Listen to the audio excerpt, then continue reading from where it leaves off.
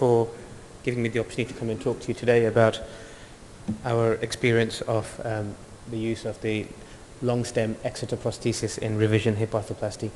We all know that there is an increasing incidence of primary hip procedures and consequently an increasing incidence of revision hip cases. Certainly results from the English Joint Registry show more than doubling of cases between 2004 to 2008. One must also be aware of higher complication rates and lower improvement in function in revision cases as compared to primary cases.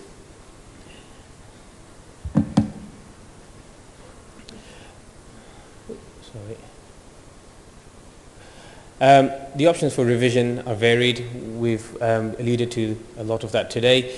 One considers the use of long stems versus short stems, modular versus non-modular designs, and cemented versus uncemented fixation. In cases of bone defects, we consider impaction bone grafting, structural allografts, and ultimately proximal femoral replacements.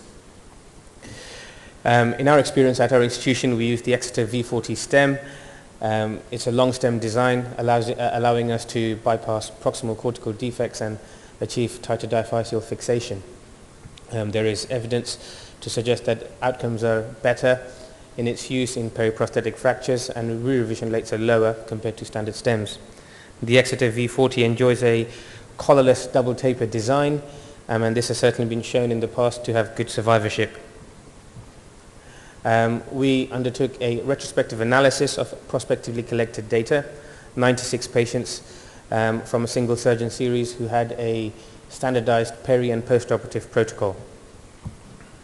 Our outcomes were that of the WOMAC functional score and a satisfaction questionnaire on a 4-point scale of whether the patient would recommend the procedure to someone else. We also collected data on complication rates and re-revision rates. Radiographic evaluation was undertaken on digitized AP pelvic radiographs by 2 observers. We measured subsidence, which was the vertical migration represented by a radiolucent line at the stem cement interface. We adjusted for magnification because we knew the femoral head diameters. This is an X-ray of a patient in the immediate postoperative period showing no evidence of subsidence. The same patient 19 months down the line with subsidence as seen by that red line area. The mean age in our group was 73 years and with a roughly equal spread of males to female and a mean follow-up of 36 months. We started off with 96 patients. Unfortunately, after loss to follow-up, death and exclusion of patients with incomplete data, we were left with 57 patients who had X-rays and WOMAC. A subgroup of this included 25 patients who had consecutive data for 4 years. Our main indications were that of aseptic loosening, followed by infection, and then periprosthetic fractures. Our results, there was a significant improvement in all domains of the WOMAC score and the total score into the postoperative period. In assessing the subgroup, we can see that these improvements were maintained in the midterm at about year 3 and 4.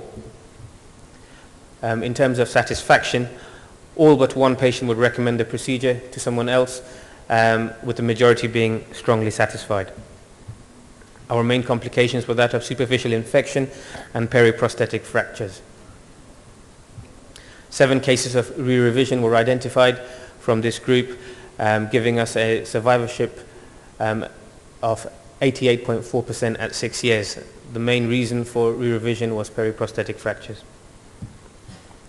When looking at radiographic outcomes, 17 patients had no subsidence whatsoever, and 40 patients had subsidence of an average of 1.13 millimeters. There was no correlation between WOMAC scores and subsidence. This is a graph showing the subsidence profile. Initially, there was an increased rate of subsidence which starts to stabilize off. In conclusion, the Exeter long stem prosthesis results in improved outcome in patients having revision hip arthroplasty, and these outcomes improvements are maintained into the midterm. The subsidence with this prosthesis in as a long stem design is comparable to that of primary hip arthroplasties. We also find that subsidence does not necessarily affect outcome in patients. Some limitations of our study are that of a proportion of patients had incomplete follow-up, and ultimately our numbers were slightly small. Nonetheless, this was a prospective collection of data that we have analyzed. Thank you.